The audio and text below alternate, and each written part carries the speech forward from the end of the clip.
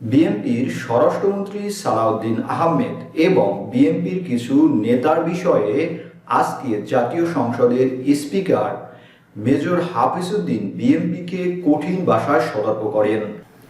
তিনি বলেন, এভাবে যদি বিএনপির কিছু নেতা জনগণের বিরুদ্ধে গিয়ে আওয়ামী লীগকে ফিরিয়ে আনতে এবং গোপনে ভারতের সাথে আঁতাত করে বাংলাদেশ বিরোধী আইন একের পরে পাশ করতে থাকে, তাহলে এর পরিণতি আওয়ামী লীগের চেয়েও ভয়াবহ হতে পারে। দেখুন মেজর হাফিজের সেই ভিডিও। আওয়ামী লীগের ভবিষ্যৎ নির্ভর করে বিএনপির উপরে। আমরা যদি জনগণের আশা আকাঙ্ক্ষা পূরণ করতে পারি, আমরা যদি শহীদ রাষ্ট্রপতি জিয়াউর রহমানের পথ অনুসরণ করে বাংলাদেশি জাতীয়তাবাদকে অনুসরণ করে বাংলাদেশকে সমৃদ্ধির পথে নিয়ে যেতে পারি, তাহলে আওয়ামী লীগ চিরতরের জন্য বাংলাদেশের দল থেকে মুছে যাবে।